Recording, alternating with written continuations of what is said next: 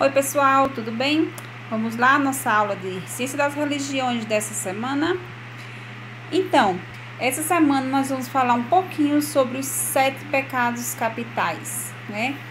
Como eu já havia falado em outros momentos, os 7 pecados capitais, este nome mesmo, ele é mais da teoria da religião católica, certo?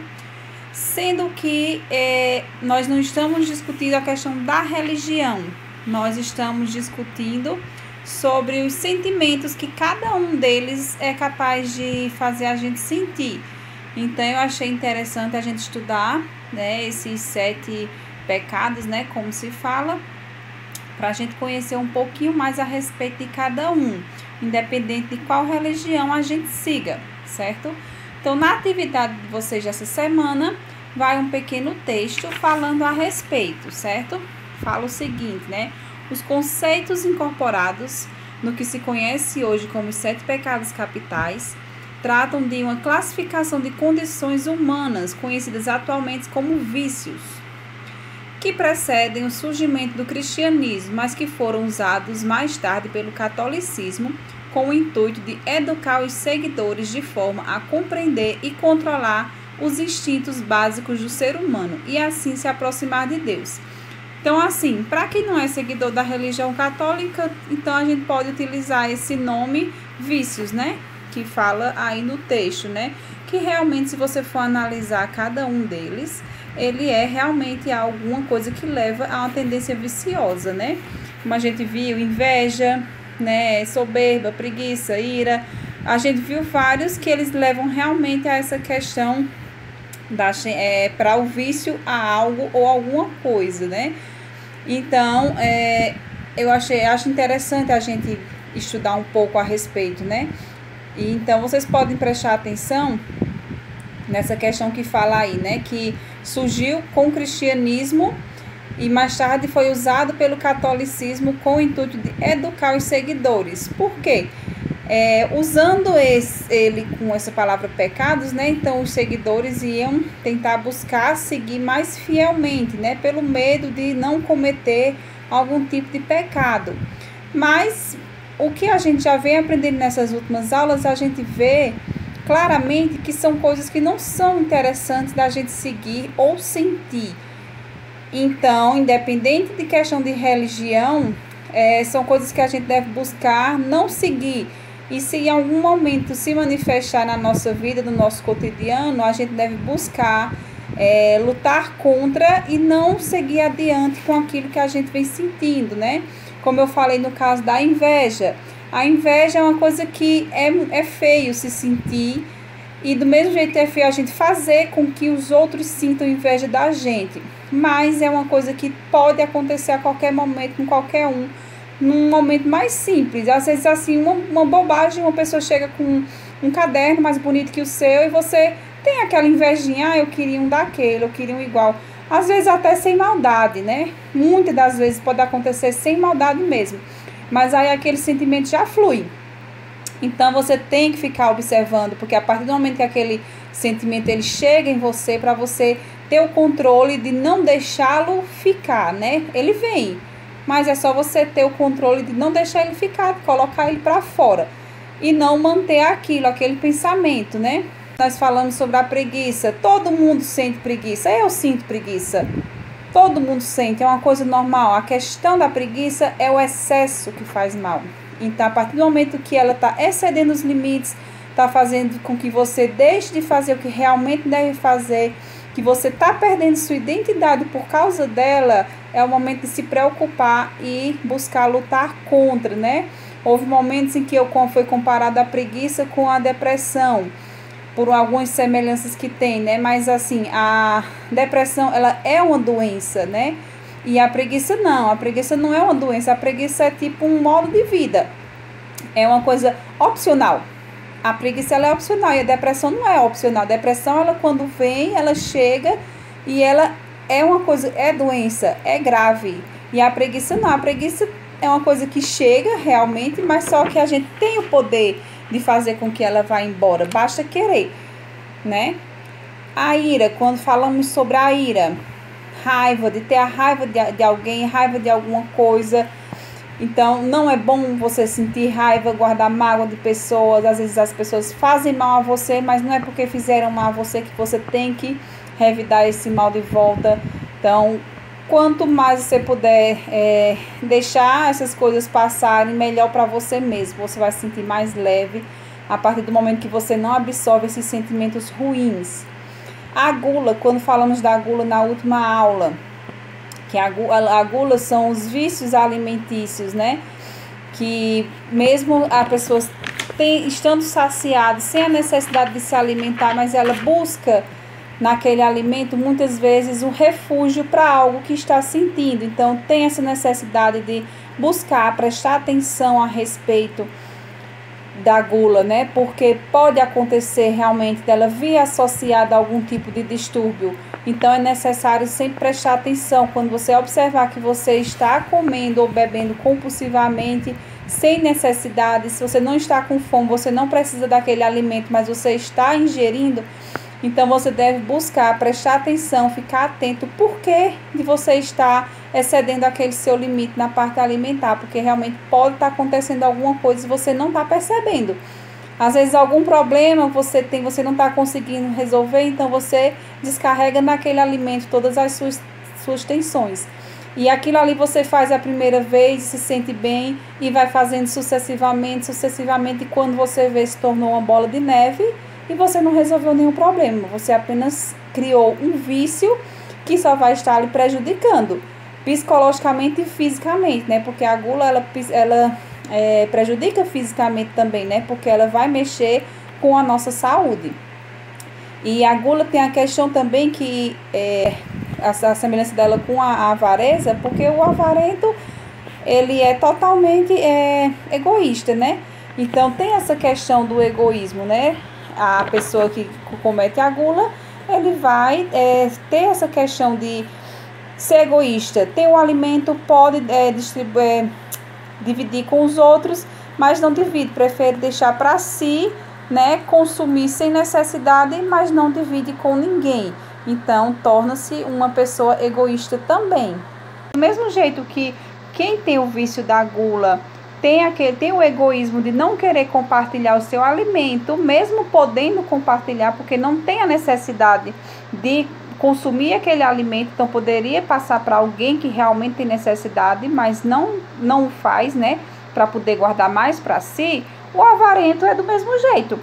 O avarento, só que a questão do avarento, ele leva em consideração os bens materiais no geral, né, a parte financeira mesmo, ele tem uma condição financeira melhor, ele tem a possibilidade de ajudar as pessoas, mas ele não faz, porque ele prefere guardar para si, para poder se engrandecer, né? O avarento, ele é egoísta porque ele pensa só em si. E muitas vezes ele até deixa de usufruir dos seus bens, do que tem, apenas para poder, como se diz, juntar mais e mais e mais, mas apenas para ter o motivo de passar aquela visão para os outros de que eu tenho, eu posso, eu sou, né? Então, o avarento, ele tem um ego muito inflado. Então, essa questão dos bens materiais, desse apego aos bens materiais, faz com que esse ego dele infle cada vez mais. Então, assim, essa é uma característica muito marcante do avarento. Ele quer mostrar muito o que ele tem, ele quer aparecer, ele quer ser o centro das atenções. Ele tem aqueles bens materiais, ele tem medo de perder aqueles bens materiais, mas o medo dele de perder os bens materiais é justamente isso, é perder aquela visão que ele tem de todos ver o que ele tem, dele poder se expor, mostrar que ele pode, que ele é isso, que ele é aquilo. Então, a partir do momento que ele perder aqueles bens materiais, ele vai perder esse status que ele criou na sua mente. Então, realmente, isso para ele não tem, como dizer, não tem futuro, né? Então, ele vai buscar o quê? Economizar, guardar, não usar aquilo, porque se ele não usar, então ele vai estar guardando aquilo ali, então ele vai ter mais tempo com aquilo para poder explorar o que aquilo pode trazer para ele, que ele acha que é um bem, mas não é um bem que está trazendo só mal, não é verdade? E também, sobre a soberba, né? A soberba, né, ela é tido como orgulho. Uma pessoa soberba é uma pessoa orgulhosa. É uma pessoa que ela é incapaz de assumir seus próprios erros.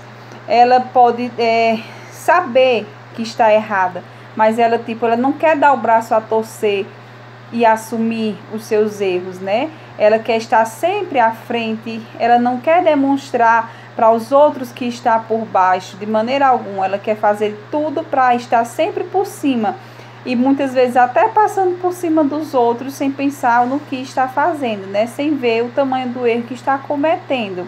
É uma pessoa que, se ela pode não ter, ela finge ter o que não tem para poder passar para as pessoas aquela visão, para querer buscar ficar sempre por cima, mesmo sem estar. E finalizando, né, os 7 vícios, né, tem o vício, né, o pecado da luxúria. Este eu não explorei muito ele com vocês, devido a ser um conteúdo mais complexo, né? Ele tem mais coisas para se falar, mas eu tenho que buscar o modo correto de falar com vocês a respeito, porque a luxúria, ela é o pecado da carne. Então, como explicar para vocês de maneira mais fácil, né? Porque a partir do momento que o pecado entre o homem e a mulher, né, torna-se esse vício. Segundo as leis cristãs, né, as leis não só da Igreja Católica, mas acredito que de todas as igrejas, o homem e a mulher, eles devem se manter puros de corpo e alma até o seu matrimônio, até o dia do seu casamento. A mulher se guardar para o seu esposo, o esposo se guardar para a sua mulher. Raramente as pessoas fazem esse tipo de compromisso com o outro, né? Então é aí que os pecados acontecem, né? Buscado aventuras, namoros muito avançados, né? Coisas que que poderiam ser evitadas, mas que vendo no mundo que a gente está vivendo é bem diferente do que realmente era para ser. Os seguidores religiosos, né, padres, eles têm a castidade que eles têm que manter, né? Existe isso, eles resguardam a castidade deles e não tem nenhum tipo de relação carnal com uma mulher, por exemplo. Então, isso é o que deveria, na teoria, ser feito por todos, não só por eles. A única diferença que existe é que quem não segue a vida religiosa deve esperar até o dia do seu matrimônio para ter essa união com seu esposo ou com sua esposa. Mas hoje em dia a gente vê muito que não se espera mais pelo seu casamento, a noite de núpcias que a gente ouve muito falar, né? Muitos estão ainda antes do tempo, à frente disso, estão tendo esse momento que deveria ser resguardado. A busca por prazeres terrenos acaba que ele prejudica a nossa própria alma. Então a gente tem que sempre pensar muito antes do que fazer, como fazer, com quem fazer, no que a gente está fazendo com a nossa própria vida. Né? Às vezes a gente está num relacionamento com a pessoa, começa a namorar e aquele namoro começa a passar do limite, a ir adiante do que deveria ir. Então cabe a nós saber o momento correto de parar, de dizer quando parar, como parar, ir adiante ou não ir adiante, né? Cabe a nós saber enxergar esse momento correto, né? Então, assim, isso é um pouco do que a gente pode entender a respeito da luxúria, né? Outro momento também que a gente pode falar é questão de depois que a pessoa que se une no matrimônio, que são casados, né? Ou o homem ou a mulher deixa o seu casamento e vai buscar outra pessoa. O esposo deixa sua mulher em casa e encontra um amante e vai ter outro relacionamento com um amante fora do casamento, né? É comum, infelizmente, a gente vê muito hoje em dia isso, né? Acontece também da mulher sair da sua casa, deixar seu esposo e buscar esses prazeres terrenos fora da sua casa, fora do seu casamento, né? É uma coisa totalmente errada, é muito errada, a gente sabe que é, mas que existe muito. Então, assim, tem essa questão, desde o momento que é solteiro até o momento que é casado, né? É uma busca, é uma luta contra essas tentações. Então, assim, nas nossas videoconferências eu vou buscar dar uma explicação melhor a respeito e tirar as dúvidas de vocês, porque eu acredito que na videoconferência fica bem melhor da gente ir tirando as dúvidas, vocês vão falando e a gente vai conversando, como sempre são nossas aulas, né? A gente vai tirando essas dúvidas e fica uma conversa, né? Mais assim, mais agradável, porque vocês vão perguntando e eu vou tirando as dúvidas e vai todo mundo se envolvendo naquele assunto. Então, assim, fica para a nossa videoconferência, na próxima videoconferência, a gente conversar um pouquinho mais a respeito desse tema, tá certo? Então, para nossa atividade, o que é que eu queria que vocês fizessem, né? Eu acredito que a grande maioria de vocês já assistiu o filme O Alto da Compadecida, né? Quem não assistiu, não perca tempo, assista, é um super filme, eu amo, gosto demais e indico para todo mundo. Então, assim, quem não assistiu ainda, eu peço que vocês assistam durante essa semana, busquem, tirem uma tarde para assistir. É um filme que ele, acho que é umas 2 horas no máximo, não sei exatamente quanto tempo de duração ele tem. Vão assistir e vão responder essas questões aí da folhinha de vocês, né? Assista o filme Alto da Compadecida de Ariano Suassuna e observe que esses 7 pecados, os 7 vícios, estão bem evidentes em várias partes do filme. Então, relate o trecho em que você os vê em evidência. Então, de cada um dos pecados, né? Cada um dos vícios, ele vai estar listado aí na folhinha de vocês. E vocês vão observar no filme o momento em que ele passa, certo? É um momento preguiça, né? É só você observar os momentos de Chicó. Chicó é o rei da preguiça, né? Observe um momento, uma cena em que Chicó demonstra de todas as maneiras a preguiça dele e relata aqui, certo?